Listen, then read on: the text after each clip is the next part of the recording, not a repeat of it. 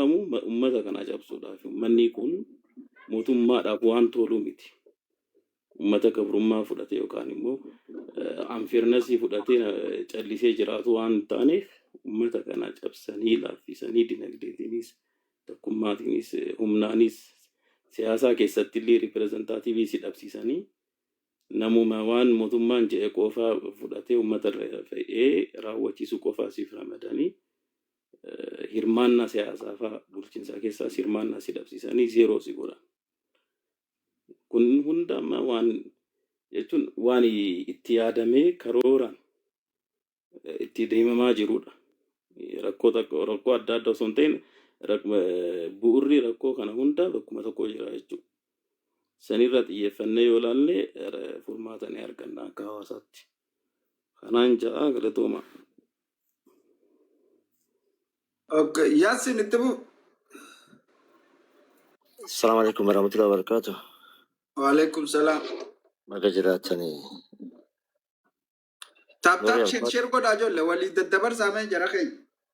Nuree ulfaadhu duuba gartee wanni kuni laal maammee kan jedheefun tana waa haftee jirta ijoolleen gariin arkuttiin jira kaleerra egalee keenya anasoo qalmaataaf dhiisuu deeman jedhaniiti warri maqaa gosaatiin isaa falmuudhaaf walitti dubbachaa turre reefun tanallee duuba gartee gariin namaa barreessaa dhaabaatii fi fakkeenyaaf anasoo fi ikraam taarragee lixaa bulchitu eenyu aangoo irra qabaa ikraam itti fakkaate irra guddaa namaa hin beekan gariin keessan ni beektan barreessaa dhaabaa shoora guddaa isaatu qaba. Isiin mallatteessu ispiikara isiin barreessaa waan inni barreesse PP Okay. barreessaa dhaabaa jechuun PDO'n bikka buufattu PP'n bikka buufattu jechuudha. Duuba gariin namaa keenya akka caalutti gartee ajjeefamuuf deema waan inni dalagee namni ani akka nama gartee nama asabootti dhalatetti asuma taa'in isa beeka ayinaawu. Eenyu gabaasa gartee baddeessaa fi galamsoo fi machaaraa fi micataa fi ciroo fi hirnaa kannee damee tikaatii wajjiin Oromiyaatti kannu akka isa ta'e gabaasa jechuu qabna. Kana gartee gariin keenya harkarra qabnaa waan ji'uu fiiguu barbaade. Tanii fi reefuun tana tuuxee haalli immoo wanni gariin mirga gartee rabbiin samiirra namaa roobu abadan mirga abbaa kabachiifata. Mirga yoo ati gabbaatee akkana godhii naman barbaachisu. Ammoo wanni amma mootum harargee irratti jimaa harargee irratti ta'ee itti yaadamee dalagamaa jiru kun duguggaa akka jimaan finfinnee seenaa irra taasifamaa jiru kun mootummaan naannoo Oromiyaa mootummaan federaalaa tolchee bareechee beeka. Tolchee bareechee waan kana immoo akka hawaasaatti akka hawaasni Oromiyaa ba'an kuni yoo qabsoofillee yoo wareegama lubbuutiifillee hin qusanne takka namoonni beeka. Waan kana mootummaan dhaabsisuu baannaan hanga filannoo jaanii akka saree maraattetti hanga guyyaa amma reefuun tanaatti nama akka malee saamichaa fi agartee ajjeesaa jilmaa takka hin godhamin Itoophiyaa keessa godhamaa jira. Duuba gartee wanni ta'u hawaasni Oromiyaa bahaa dhabamuuf deema. Lakki asuma taa'itiin parsantiin 98 faarsee bulaadha. Waraana gartee raayyaati. Ani dubbadhu hagartee faarsonni faarsaa warri rakkoo guddoo hawaasa keenya fide warra mootummaa faarsuu kanaatu parsantii 98 harargee irratti namni rakkoo tana daranuu irra dhaalchisaa jiru akka hawaasni keenya dhaabbatee wal eegu kan godhe mootummaadha. Hawaasni yeroo ammaan tana odoo tokkummaa qabaatee lafaa kee roorroo manatti saggaltee qe'eetti ilmaan jalatti hiyyoomsuu deemtu tana akka itti ofirraa kabachiifatu mala dhabeen beeku. Maal nuun jaan biyya keessaa aboo warra faarsu kana daangaanu dabre isin warri biyyaalaa jettan naan jaanan eessatti mi'eessoo asaboot bordoddeerraa duuba gartee parsantii 99 nutti sheekha imaama tokko akkuma namuu beekutti kan hundaatu ammaan tana sheekotii nama tokko qofaatu iidarratti agartan jettan dhugaa dubbate malee takkaan ishee afuran baaf ajjechaan kun rakkoon jimara deemu kun haa dhaabbatu khutbaa guyyaa iidaa sheekha tokko qofaa dubbate mootummaan nu haa dhaabuu qaba kabiraa tokkoon isheen dubbattu duuba gartee rakkoon tuni furmaata waaraa namni gaafa rakkatee waan godhu gaafa wallaale oromiyaan bahaa akkana godhi jechuun isaan hin barbaachisu ammoo warri gartee dhaloota wajji qabnu gudeeda wajji qabnu oromiyaa ala jiru biyya alaa tana taa'ee rakkoo hawaasaa cubbuu irratti dalagaa jirtan Ameerikaa, Awurooppaa, Kanaadaa teessanii Awurooppaa, Saawud Afrikaa, Saawud Arabiyaa teessanii ajjecha uummata keenya irratti jimaan akka finfinneen deemnu irratti cubbuu haasawaa jirtan haasawni irra isin dubbattan kun isin qabuu ta'a. Gariin keessan calliftanii sagalee uummata keessan jeefamuu jiru dhumuu jiruuf beelaan godatti rakkataa jiruuf sagalee ta'uu odoo qabdanii jaarmiyaa tichartii keessanii uffattanii olii gaffiigaa jirtan. Maal dhoysuuf rakkoo hawaasa kanaa akka inni furmaatan argannee eenyu dura dhaabbataa jira numaatu wal dura dhaabbataa jira. Keenyuma kapiipiitu nu dura dhaabbataa jira. Saniif ammoo takkaan ilmaan Oromoon hanga tokkummatti as deebi'ee dhimmi Oromoo dhimmi gartee wallaggaa dhimma kiyya hanga du'utti dhimmi rakkoon Harargee rakkootii wallaggaa hanga hin jennetti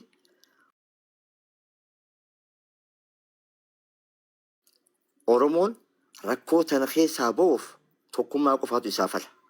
Tokkummaa kana immoo cabseetiin gartee maallaqaan gurguree jiraadhee hawaasni akka fedhe haa ta'u haa dhumuu kajuu abbaa isa baay'ee taanaan gabrummaan wanni gartee mirga gartee samiirraa namaa roobu abbaa falmataa.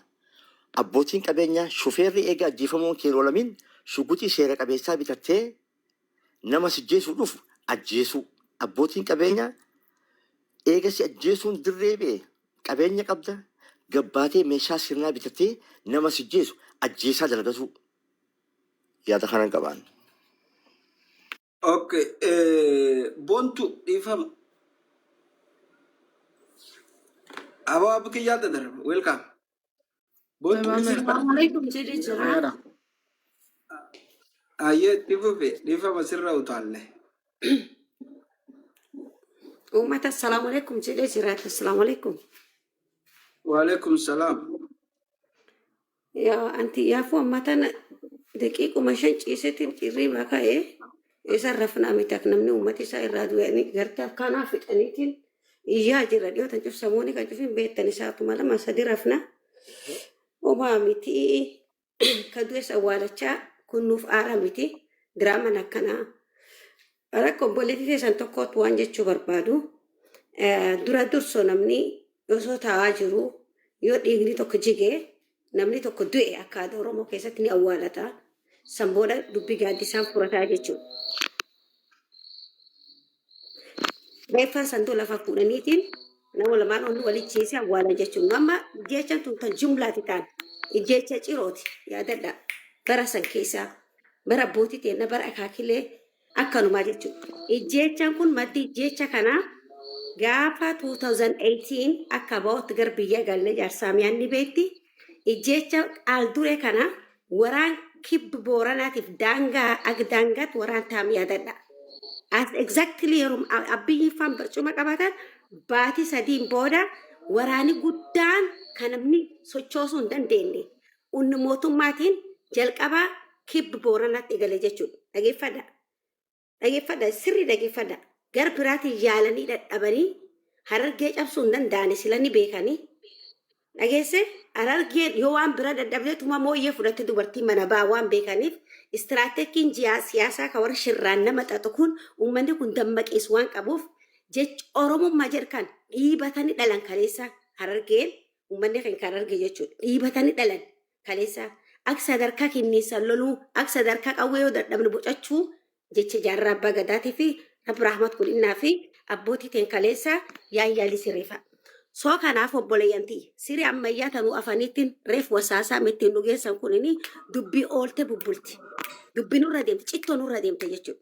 Cittoo citaa keenya fixeetiin man waliin dabaree nu gubanii reef awwaalachuu dadhabnee darzanii dhumni samii shoo calii callanqootti taanettiin furmaata arra kennee fi kaan rabbii kursi gubbaa taa'uu fi furmaatti kaleessa maddeessaa yoo qoodu walii kenne sila wanni tokko kaan dubbii afaan wal kennee ol fafanniif tokko hin jirtu jechuudha. Alaabaa lumuxi faannoo kan akka kaleessa nufiti. Isa sirni kan leellisuu fi isa sirni kan haaromsu jechuudha irraallee. Gartee kanaafuu obboleeyyantii cubbuu walirraatti hin ta'ina awwanni saniin jechuu barbaadu diraama gaafasii keessatti ka gaaf biyyaa nu galle. Please ni jalli dubbatina. Maybe anaati simpiroo laglagaa fan jedhina dhiig tokko waliin qabna foon tokko waliin qabna. Dirqam Oromummaa taa'ee nu dubbisa. Deengatta gaafa sirraatti waan bira kaleessa fachii miti. Jimla fuudhaniitiin gaaf boorana si Soomalii jedhanii daangaa si cabsanii gujii ammoo si fuudhaniitiin shifta deeggartan jedhanii akka gujiin booranaan dirmanne dhageessa jimla horii guutuu nama guutuu bakka tokkotti nama 700 nama 600 oli fixaniitiin nama 700 nama 700 ol bakkidhaatti gootara midhaanii wajjiin bineensa nama osoo hin ta'in beekan nam ilma namaa midhaan akkuma fiilmu ciroo waraabamte jechuudha isa nuu dhimeettan cubbuu farrummaa uummata Oromoo irratti hojjetan akka waliin dirman akka nu godhan.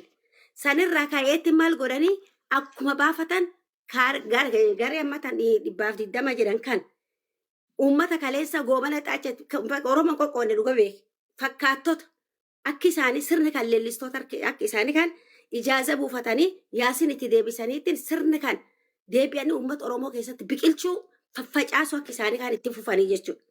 Akkasiin itti fufaniitiin Harargee fixan yaada yeroo tokko Harargee raayyituu walloo daangaa Oromiyaa guutuu akkan godhanii jidduu keessallee akkasumatti kan facaasan itti fufee jechuudha. Facaasuun keessattuu bakki warri istiraateejikiin itti xiyyeeffate yoo jaalattan jibbitan daangaa keessa Harargee.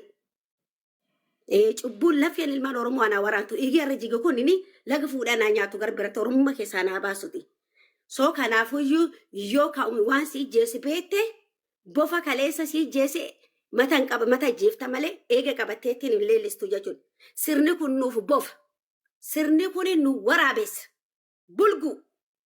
Inni ammoo bulguu nuti ta'arraa ilmaan teenta Oromoo walitti kaasuu fi caasa mootummaarraa gubbaa dhufee gowwaa keenya qa'ee keenya goota keessa fixanii goota qa'ee nu gubanii Agata lafa calii callan qofuudhaniitti akka nu godhaniitti armaal godhan akka Harargee baatiif Harargee dhiyaa foon wal nyaatu waan cabsuu dadhaban keessee nu dadhaban dubartii achi kaanii dubartii sirna piippii kan keessatti achi kaanii dubartiin garaa laaftuudha kaan gabgandir yaasan akka uummati waan tokko hin beekne milisha faarsadanii kaan maanxalisoodhanii jaba keessa ajjeesanii kaan awwaalanii akka Oromoof dirmadhummaa hin taane.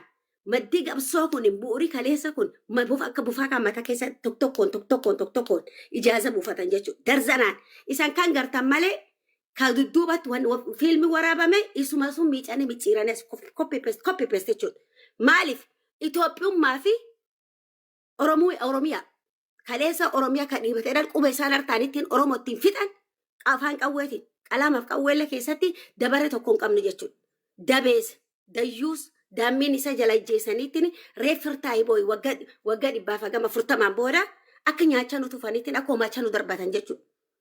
Namni lagi fuudhe maan jedhu Oromoon oomachi qaqqabataa jedhu. Arraalee teettaniitiin rakkoo garbiraati godin shawaa baati uummata shawaa fixaa darzanaan uummata tuulama fixaa akkaan uummanni shawaa kun kan godhe garbiraa dubbii hixataa jechuudha. Hin beektan hixamma nu ijjeessan kan lottarii nu buusan jechuudha. Garbiraatti hixachaa. Garee maafiyaa jechuudha. Garee kan keessatti kennallee keessuma jira. Aadii nuu qabanii funyoon nuu fo'aniillee keessuma jira. Akka reefu obboleessi kee Yaasiin jedhe. Yaasiin ilmi dhugaas yaa dhalatu obboleessa kee. Ilmi dhugaas yaa dhalatu. Waa'ee ammatan anaasota kan ta'eeti kadir saphaloo qulqullu areera kitaaba barreessa kana ta'ee garbiyya dabareen deebi'ee waan ta'ame nuuyyuu ni beena. Waan kan ijaarsa waan keessa seenuuf firmaan jennaan qabeen nuuf abbaa tiffata. Qaayeen abbaan nuuf hin tiffatin qabeen nuuf abbaan hin tiffatin gaara mukkeen abbaan nuuf hin beekin Oromoon naannoo bira naa beektuun soba. Waan ta'ame istiraatiijikii lafa jiru kun ammoo waan biraati miti ijoolleen ittiin dabareen kaleetti cabne garbiyya galuun gondaritti hin galle Soomali ta'anis maal hin taane akkuma abbootii teena istiraatejii sun qaya ofiit galle jechuu gaaf galadan. Gaaf galadan qawwa fudhanni hin galle. Waan biraatiin hin galle qayabbaa teenati nulleen kalee qoot keessa qabna. Dhageessa gootummaa mataa taane deebisaniitti nu jeesanii dabeessan nu bulchaniitti dabare tokko nam seenan qabna nu godhan jechuudha. Karaa kamiiniyyuu kun jechuun naannoo Oromiyaa keessatti ammatan obboleeyyan ta'een garaagarummaa jiru istiraatejii lafir jirtu qabeen bara mootii kolfaatti akkan godhe sanuun beektanii dubbii. Mootii kolfachuun Jaafarii keenya Jaafara lifaa Jaafaritti akkas godhe ebeluutti akkana godhe ebeluutti akkas godhe jedhanitti ilmaan ta'een amma lasiitti baal waan haasoftan malee waan haasoftan tokkitan waan haasoftan qara duru maqaan nu gingilcha wanni nu arrabsan yookaan Soomali yookaan gingilcha icciti garaatti hin qabatan gartee waan warri nyaatu afaan irratti hubatan dhadhaa isaanii wanni akkan isaanii nuun jedhan nuun jechuu keenya nuun jedhan kennumaan jedhan kennum kenna cabsan nama tokko gaafa tuffatan dabareen sanga inni gartee sangaa uqoon ta'in sangaa gabboo kan gaafa inni gabaya baafatu calleen akka mata sangatta kan jimaa woon qabnuun gabaya banna saree sardiitu nu godhani bar waan isa kaan irraa tuffatanii huqqoo godhan qaayisaa hakki inni harki deebi'eetti akkuma kaleessa harka muraasunti deebi'ee qaayisa keessatti beela'eetti akkuma abdiillee istiraatejikii irde deebi'ee jira yoo abbaan hubate ta'e abbaan ufijjeessa ammoo firaalleen horatu soo kanaayyuu farrummaa nu ammatan gar biraan jira farrummaa kaleessa abbootii ta'een birin jira farrummaa sirni kun nurraa boceetti Oromoo keessa Itoophiyaa sun keessa kan nuti isaan sirni karaa baatee keeyyateetiin tiishaatii uummata keenya itti naqan wayyaa addaattan meeyyeessan kana diduu qabnaa jechuudha. Akkamitti akka mata lasirteen kun teenne dudubban kun furmaatan ta'u waan nu haasofne kana jarjaraaf jallaan keenya ka sirni kan leellisu maal jedhan deengadda ijoollee farsoo duddeettiin ijaaza buufatte halkana laf mootummaan bulchi keessa deemtu joofeen ajjira masun jaltaa'ee dhageeffadhe ebeluun jedhu nama keenya kamiin gingilchaan baafannaatu nu dhibarra. Isa sirri kan leellisuu fi isa dhufeetti Oromummaa leellisu osoo hin taane sirni siyaasaa osoo hin taane siyaasaan kalee nu cabsite kalee hin doone har'a akka nam tokkoo jiraachuuf akkuma nam tokkootu jiraachuuf jennee mata qaqqabanne jechuudha. Har'a immoo ijoollee teenya fuudhaniitiin gaafa fixanii maqaa shiftaadhaa ijoolleen harkana yaatee farshoo dhuddee ijoollee musliimaati. Islam maqaa balleessu tokkoffaa mikappi lammata immoo shifta godhu shifta halkan yaatu shift halkanii mitoo siin akka barbaadde halkanii guyyaa yaate maal Oromoo miti biyyisiiti miti nu abba biyyaati miti Amaaraaf Tigree nuuni yaate sareef sardiidii nu qayiteen kee yaa'aa jirti shifta faannootiif kanneen kun yaa'u jiran maaliifii yeroo hundaa fakkeessaniitiin kottorbaan dima nu godhan biyya abba keenya keessatti ka baqatee dabareen baqatu nu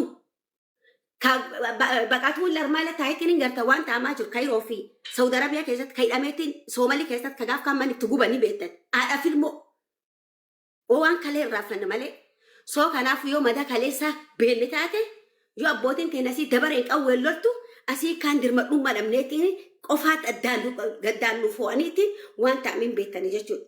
Waanuma wallooti nu cabsan bar 50 sanii jaalattamoo jibbitan giddiin diddanis dirqamaan fudhatan jedhaniitti wani dhallu jalaatti fixaniitti qaya abbaa hin qabne qaya gaaddis hin qabne lallabdus dubbii hin qabne karaa kanaan asii achisi buufataniitti kennan nu cabsanii kennan nu elmatanii kennan nu ergatanii kan nu fakkaatan nu keessa dabareen achi kaanii ni beekta waggaa 2-3 kadar kadir sayid achi kaan kadir eenyuudhaan natti ka diredaawaa osoo nu teennee jijjigaan ona jaarsoo jennee garta utubaa Afraan qalloo jennee dubbannu dhageessa akka dabara loon abbaa hin qabne sanga sadeen nu godhaniiti ilmaan abbaa tokko ilmaan haadha tokko ilaalcha adda adda farrummaa nu keessa kaanii waan warri jedhee beekamu waan taamiin beektan gomirraa warra citaa waan bira dhiisi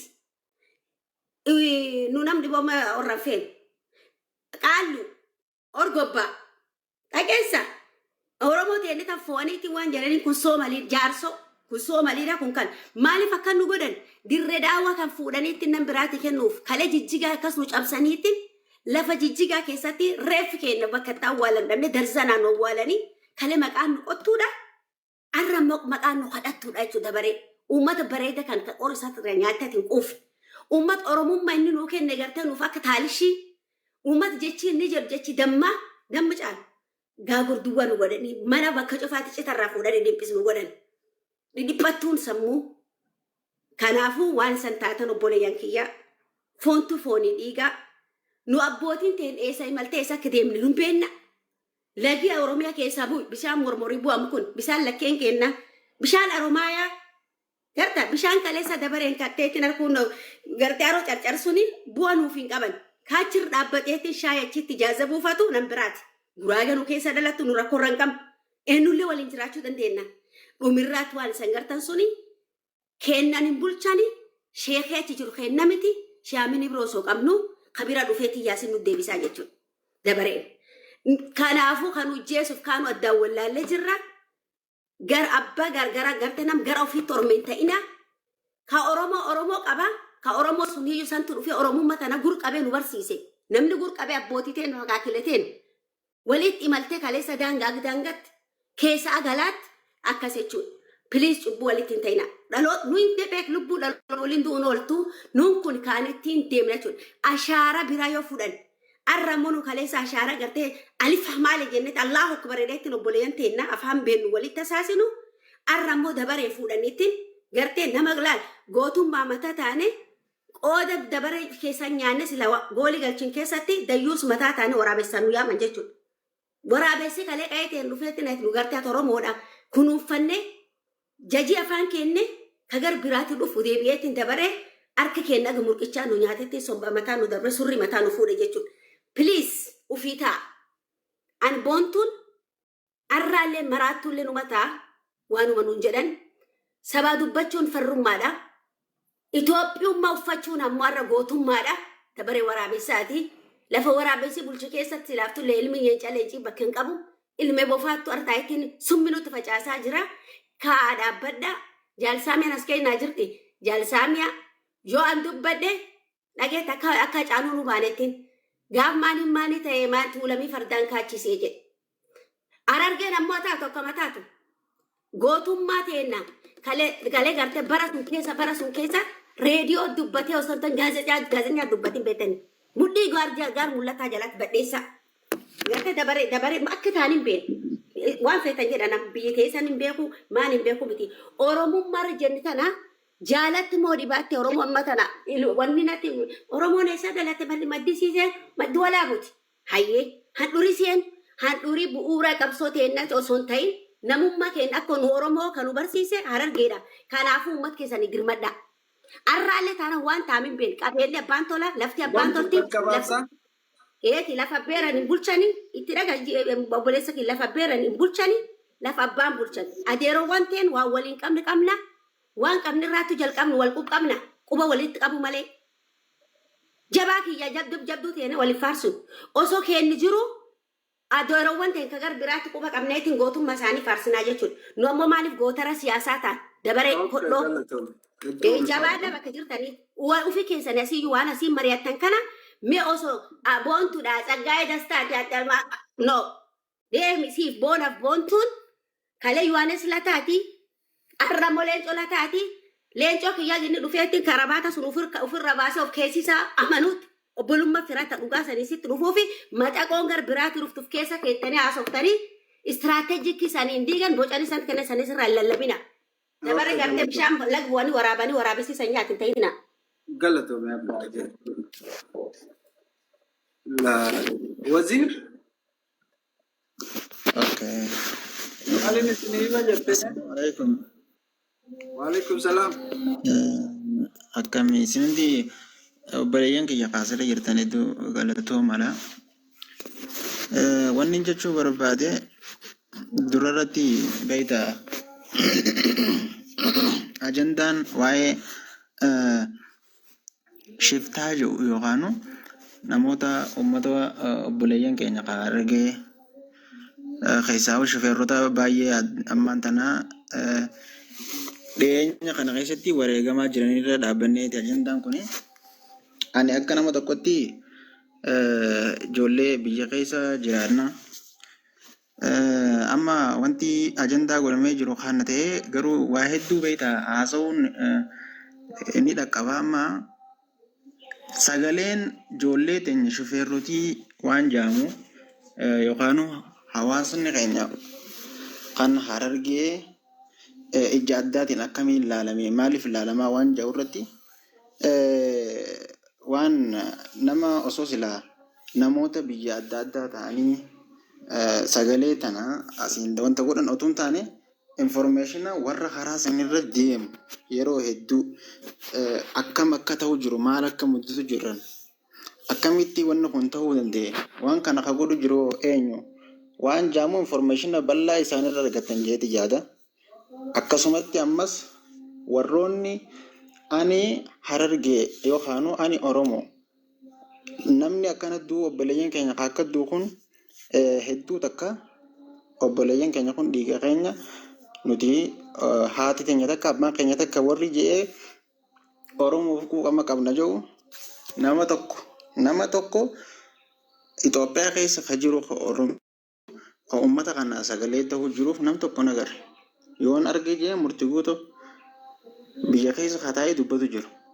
Wanti kuni maaliif akka ta'e hin beekne amma akka nama tokkotti ani wanta amma maqaa shiftaa jaamu kanaan deemu jiru kana yoo xiqqaate amata 10 dura beeka. Amata 10 dura waan ijjeti jaan agaree karaa deemaa itti dhaqee meeshaa kilash jaamu kana nutti dhaanii nama uffata isaan uffatan dhaabbadhee mastoota keessatti dhufannee laallee makiinaa hanga makiinaan kufuu geenyutti rabbi nu baasee bira dabarre. Si galeemi yeroo duraatiif gaafa Finfinnee dhaqu jechuudha amata 10 dura. Deebi'ee yeroo dheeraa karaa Finfinnee kana dalagaadhaaf deema. Wanni kuni waan amma jalqabee miti. Ammas maqaatu shiftaadha malee amma meetira 10 irra dhaabbatanii maal kanaa miti amma wanni guddaan waraanni mootummaa huccuu waraana uffatanii achi keessa dhaabbatan iddoo itti namni wareegamu san achi dhaabbatanii akkanatti qool deemtee akka karbii takka akkana garagaltee jara shiftaa jaamu kanatu jira. Garaagarummaa fageenya garaagarummaa dila san jaamu hin qabu. Namni karaa san deemu sirriitti beekan amma yeroo amata dheeraa karaa san galgala irra ol dabaree galganama irra gad deebi'ee akkasi dalagaadhaaf deemeetiin beeka. Amma ani waggaa 2 fi baatii 5 dura karaa sanirra makiinaa jimaatiin osoo gad deemnu osoo isaan dheeyisinu jechuudha waan shiftaa jaamutan osoo dheeyisinu walincitii dindila walincitii jalatti makiinaa wal gaccaatee makiinaa dura deemu nu dura jiru gaccaanee osoo fiignu jechuudha sa'a malee gaccaame amma miilli mudhii tanatti na cabaadhaan kiraan jiiniin deema amata 2 fi baatii 5 geetin jira si galeemi wanni kuni sagalee hin qabu bakka uummanni keenya wanni jechuu barbaade walumaa galatti sagalee hin qabu uummanni keenya miidhaa hangana hin jaamne keessa jira. Wanni kun waan amma obboleessa kiyya Abduu Jabbaar dhalataa magaalaa Baddeessaati. Amma dheengadda shiftaan ajjeefame jaanii taaziyaa taa'ee dheengadda saahibni keenya biiftuu warra boqee xiqqoo akkasuma obboleeyyan keenya hedduun kabiraa kadu'e isaanirraan jalqabne wanti kun isaanirraa miti. Yeroo dheeraa waggaa dheeraadha kan itti du'aa jiran kan ajjeefamaa jiran. Annama saahibni kiyya kan wajjin naggaa akka naggaatee wajji deemnu qabamee maallaqa kafallee achi keessaa baafne maallaqa isaanii kafallee jechuudha. Sagalee isaanii kan wajji haasofne riikaardiin qaba amma waraabee kan qabu jira. Maaliif sagalee hin qabnu eenyutti agarsiisaa eenyuun irraa dhagaa akkam eenyu wajjin dubbadha hin jiru kun. Maalirra kafalteef akkami kafalteef? Waan isaanii kafalamee ni ajjeefnaa sigaleemi ni ajjeefnaa yoo maallaqa hagana kafaltan malee ni ajjeefnaa jaan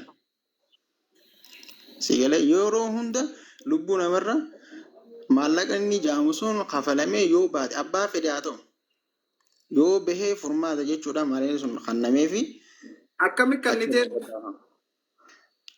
naa miti amma harka riilii ana fuudhee harkatti kanneef osoo hin taane walii guurree maallaqa biyya keessa deemnee namarraa hawaasarraa walii guuramee maallaqa bakka akkanaa kaayaa waan jaamuun kaayamee namni sun achii gad lakkifamee jira. Eessa keessan? No, nama achi kaayetu jira amma saahiba kiyya iddoon inni kaa'u Naannoon sun naannoo tami jechuu barbaadeeti. Naannoon silaa isaan kaa'aa. walincitiidha. Okay, galatoome hayyee. Walincitiidha. Wanni beekuu qabdan takkaffaa mootummaan 100% baqa. Mootummaan keessa jira osoo hin taane mootummaadha. Keessa jira akkas ta'e akkana kuni kanaa miti.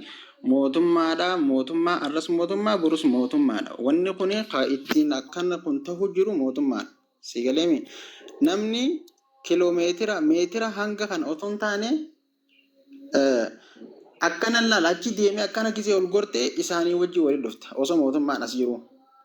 Sigaleemi nama isaan meeshaa itti dhaanii karaa gubbarra kuffisee makiinaan gara galeeni dhaabbannee achitti yeroo hedduu akka itti deemaa ture amma shofeerrotiin makiinaa otoo as jala jiraatanii ni beekan. Akka itti deeman naannoo mataaraa jaamuun dhaabbatanii makiinaa 50 ol walitti salfii seenanii achi kaanii wal jala deeman. Yoo akkas hin taane yoomiyyuu deemuu hin danda'an. Amma suuraa reefuun taana baleessa keenya ibsaan baasee achirratti jirtu sun ijatti jaana waan akkatti ijaana gara uummatuma san suuraa san osoo hin taane uummatuma akkas uffata isaanii akkaataa sanitti uffatanii karaarra dhaabbatanii kilaashii makiinaa karaa dhakaas dura cufan dhakaas dura kaayanii dhakaa san akka itti baatu hin jirtu makiinaan suuta qabbaneestee dhakaa sanirra yeroo jettutti si dura tasbee kilaash sitti qaba baatirii sitti ibsa. Yoo ati kana bira fiigdee baate osoo inni meeshaa sitti dha'u haduraa si duratti ba'a. Yeroo bakka waan gootuun qabdu takka makiinaa gara galchaa takka inni dhaabaa takka namoota xiyyitii itti dhaama. Akkasi uummanni keenya sagalee bakka itti iyyuu hin qabu bakka itti dubbannu hin jirtu.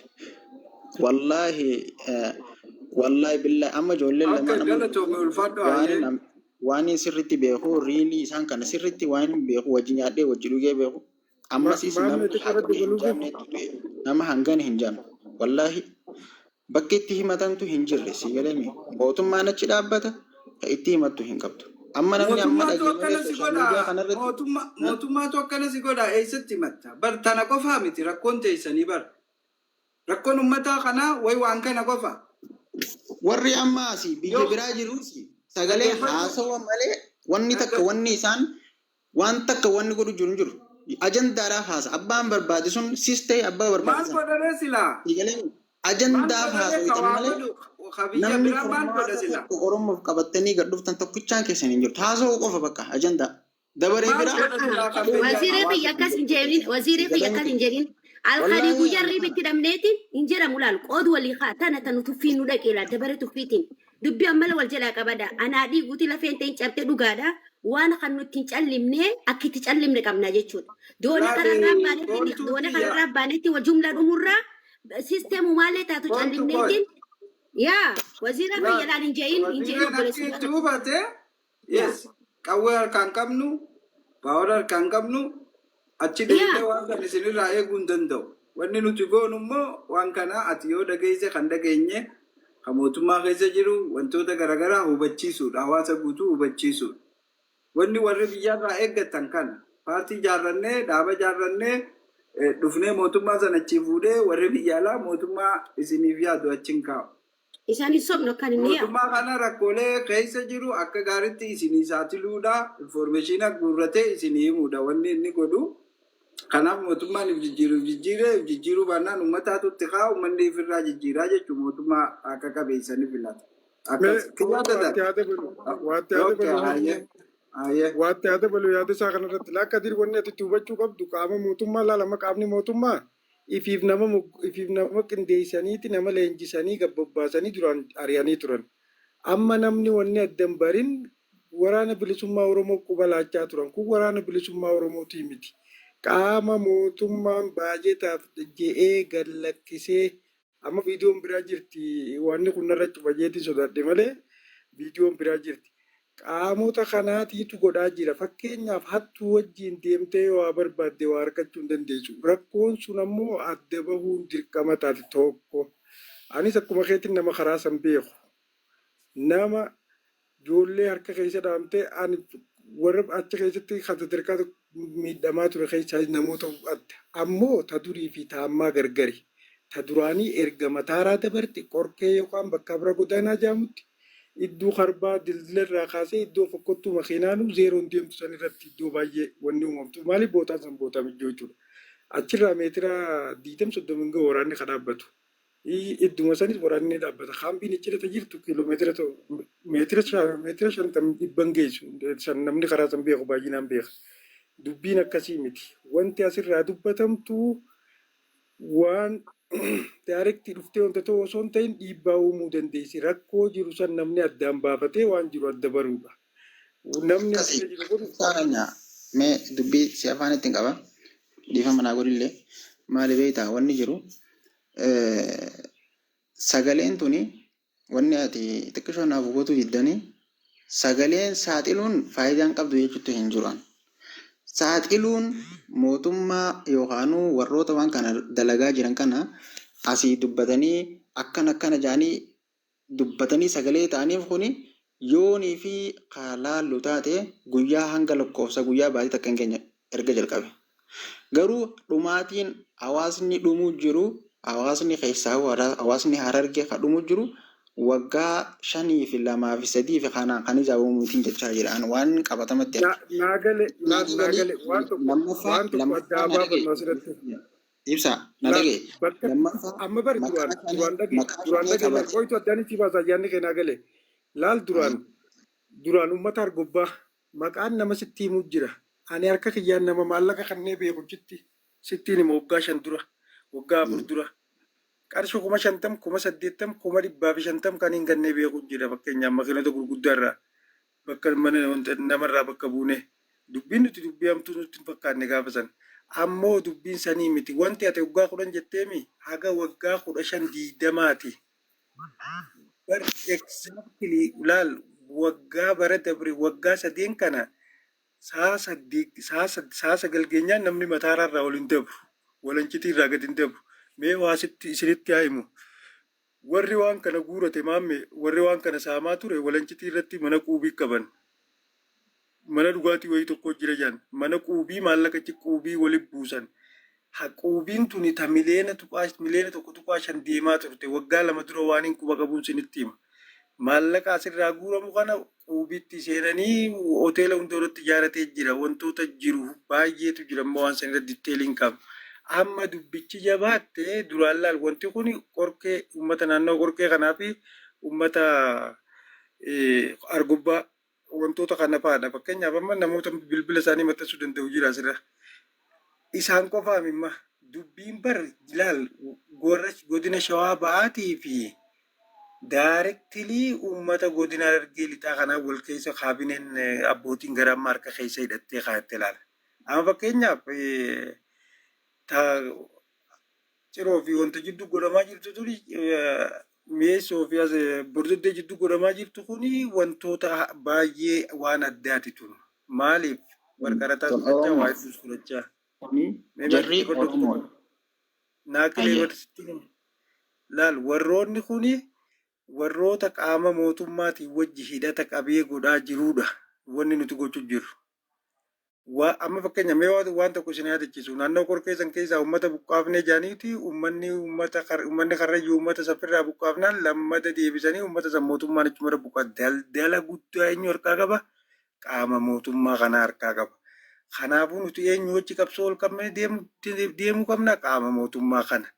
Isaan qaamni mootummaa fanjima fallagaa kijiba qaama hidhatee jiru qaama waraana bilisummaa Oromoo kana maqaattiin tureessuuf wantoota kana godhanii dubbiin itti tottoltee sheekaa fi qeensiinis waan wantaa dhiisanii waa'ee qamadii nufaasa waan ta'eef rakkoo guddoo wanta bakki guddoon taate sani.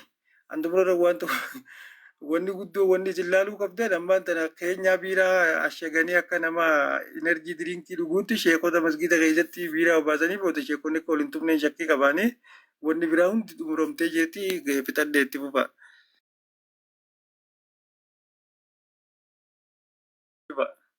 Amma miyuuti irra jirti.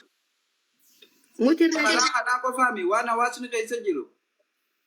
Ammas gisee dubbannuus waan mootummaan hawaasa kana godhaa jiru tana qofaami. Namni magaalaa fi magaalaa dhaquu hin danda'u.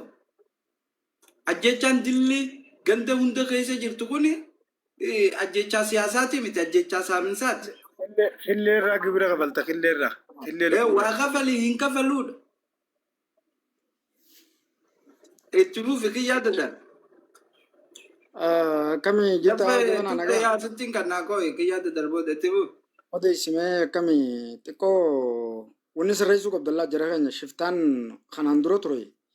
Shiftuma waan ati harkaa qabdu faasee harkaa fudhatee maallaqa keeshaa qabduuf moobaayilaas ta'u fudhatee deemu malee shiftaa si qabee hawaalaa baankii mootummaa si buusisuu miti. Naa waa isinitti himaa.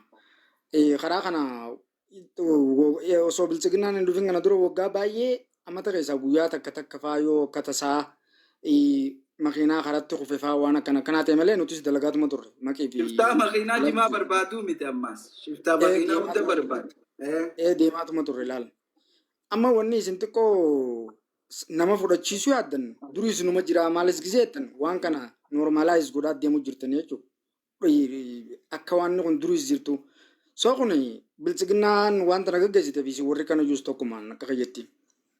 Waan kana bulchiinsa guddina Harargee lixaa, hoogganaa waajjira dhaabaa, hoogganaa tikaa, hashawaa bahaa isaantu qindoominaan jaaree bulchiinsa magaalaa Adaamaatis dabalatee waraana achi jaaranii nama saamuu kana jalqaban.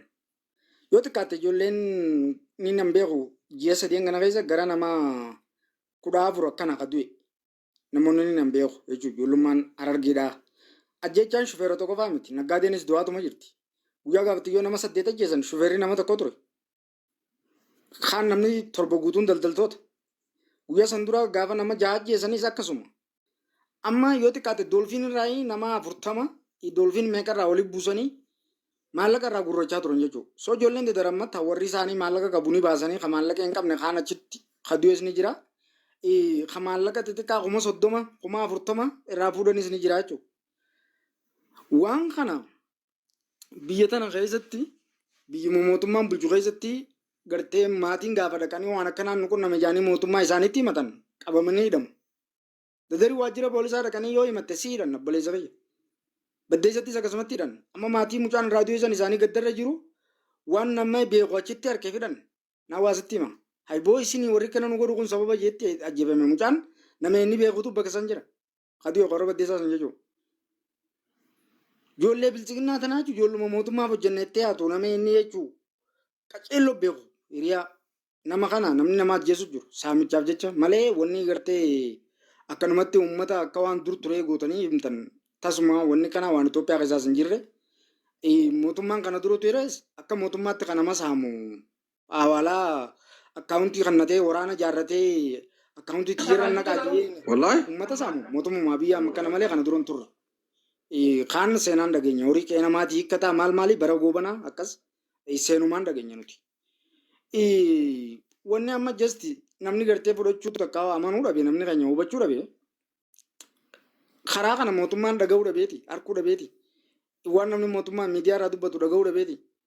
Eentu waan godhaadha tuffiidha. Uummanni kunoo lubbuun isin hin baatu isinoo karaa kana cuftanii namni hundi karaa bakka jirurraa cufee maal laganne maan diisne. Erga duun saamamuun idaan waan qabdu kafaluun sirraan ollee karaa kana baarzaafii irra gajjirtee maan cufne. Moo akka namni miidiyaa irraa dubbatu ka biyya alaa jiru kun dhufee sii qabsaa ofee dhaaree uummanni keenya ka biyya keessa jiru kun ani wanni naan galin. So kanaafuu yaada qaadiree kana dhiisaa mirga keessan falmadhaa. Ka du'aa jiru isin namni biyya alaa jiru dubbachuun dirqamaa miti. Joora ayyandaaf dubbataa maal hinde. Ka sijjeesu jiru ka biyya bulcheettu sijjeesu jiru si saamu jiru kunuu sinquine inni kasiif dubbachuu jiru maa si kuuqa. Yoo Oromoo kataatu taate yoo kana namummaa qabaattu taate nama yoo taate namni sii dubbatu akkamitti si aarsa. Maal jechuu namni siif dhimmamee siif quuqamee dhimma keetiif si dubbatu akkamitti itti aarta maal jechuu. Jara keenya ifin sobinaa namni Oromoo kun walii isin sobinaa dhugaas qabaddaa haqa dalagaa. Ijoolleen amma nama Adaamaa tana taa'u jiru nama ijoollee teenya nama Adaamaa tana taa'u warra tikaa warra maalii akkanatti kana nama kana goosisu jiru tokko tokkotti maqaa beekaa jechuun yoon dubbadde warra ganda saniiti kana jettanii adda guurtan malee ebeluu beeknaa jechuun maal jechuudha. Kanaafuu isaa bakka naa kana dhiisaadha. Mirgi uummata keenyaa haa kabajamuu ja'a mootummaa irra qabsaawaa bilchiginnaadha teessin saamu jirtu akka mootummaatti firraa dhorkaa yoo karaa firraa cufaa yoo firraa cufuu dadhabdan mana keessanii galaa lagaddaadha. Hin jiru wanni biraa akka gootu jechuudha. Namni biyya alaatti si dubbatus kanaa ala wanni si ta'us hin jiru. Bakki toon laal biyya san keessa numa agartan na fakkaata namni hundinuu nama hirnattis qabanii hawaalaa buusisiisan numa dhageessan na fakkaata. Anuma masalaa kana hirna jechuudha. Nama gartee magaalaa Adaamaa tana halkan mana isaa irraa fuudhanii ati shaneedha jaanii hawaalaa kafalchiisanis numa agartan. Ka Finfinnee tana burraajuu qabanii akkana godhanis numa agartan. Ka guyyaa adii magaalaa keessatti ajjeesanis numa agartan. Hacaaluu Hundeessaa irraa kaasaadha. Cakkatti osoo hin taane magaaluma keessatti nama gurguddaa akka Battee Urgeessaa kanaas ka hoteelaa baasanii abbaan fadhe ajjeesee shan ajjeesee hin jiru numa agartan. Amma kana hunda dhiiseetii jechuudha. Takka akkuma gartee sheekota dabarsanitti membara hortanii qamadii filadhaa jannata deeytanii yoo namaan jettanis kana filachuun keessan dirqamaa jettanii barra yoo namatti himtan funya ursan akka bilchiginnaa akka kaadirootaa sanitti funya ur dubbaddaa malee kan nama saamu jiru ajaja 4 kiilootiin namni keenya saamamu jira. Qabeenyi nama keenyaatis ajaja 4 kiilootiin lubbuun saaboo jirti qabeenyi isaa saamamu jira. Wanni diyaaspooraan haasoftu nama waasitti hima diyaaspooraan tarii sheerii qabaachuu malti namni firasii waan akkasii qabaachuu mala achi keessaa eenyu sheesheedhaatu baga du'ee moo maal jedhan miidiyaa kanarratti kan hin dhage. Warri gartee biyya alaatti ijaaramee waan kana keessaa qooda qabaatu kanama biyya alaatti galu kan maallaqa qabu informeeshina kannu maal ni jira. Of course kun beekama duris nama ture. Ijoollee zuwaayitti qabanii hawaalaa miliyoona 2 irraa guuran san namaatu biyya alaarraa riippoortii isaan godhe. Warra maallaqa birrii qabu waan akkana dalagu hundee banjaane. Innaa biyya keessaa fi biyya alaan qabu jechuu barbaadeeti. Nama Oromoo akkatti saamu namni wal jaareeti. Sochii fi karaa deemtu fi karaa namni keenya tarkaanfatu irratti xiyyeeffatee saamsisu jira waan dhokataa miti. Kanaafuu isin hin ajaa'ibin jechuu barbaadeeti akka waan addaa gootanii. Innas laa duraan dhimma ajandaa filannoo san dubbachuu jirtan seetiin as ture dhiifama ajandaa keessanitti fufaa. No, filannoo milishaan galgala bittee arguu. Galatoomi xiyaada sirriitti lafa kaa'ee jira. Amma laal maamee wanitti si galtee hawaasni burjaajawee akkatti wanni maal jambeeta akkan dhiisne akka maal hin taane lubbuudha akka maal hin goone maali akkuma makmaaksa jaan sanitti Akkaan hin dhugganne hudduu akkaan hin dhiifne lubbuudhaa san. lubbuudha san akka taate ummanni ilaala. Ummanni ilaala ammaan tana akkuma kiyyaata darajee eenyu takka takkatti wal beekan hawaasni kun gabbahanii himachuu hin danda'an yoo dhaqanii himatan ni hidhaman kaan adaamataa kaan cirotaa kaan dadartaa kaan hawwadaayitaa kaan dirree dawaataa diyaaspooraa fi biyya keessaa wal jaaranii ummata kanarratti sagaleen tun akka ummanni kun firraa hin dubbanne warra sagalee si ukkaamsuu jira warra arrabsuun hawaasa kana gidiraa godhuu jira ijoollee si galtee tiktookaraa keessa jira yuutuubaraa keessa jira geemaraa keessa jira ijoolleen akkanatti amma beekamtii harkattee kan leenjirra roobutun warra keessaan gorfamtee gadi dhiibamtu tun hundi hawaasa kanarratti akkuma kiyyaada darjee shiftaan jiru eenyummaan isaatu hin beekamne baatii takka keessaa baatii lama keessaa waan harkate butatee kuta. Hammaa bar abaluu beektaa bar abaluu dhaqanii bar manatti maallaqa itti geessan. Ka maallaqa harkaan qabne akkaawunti itti naqaniif deemanii.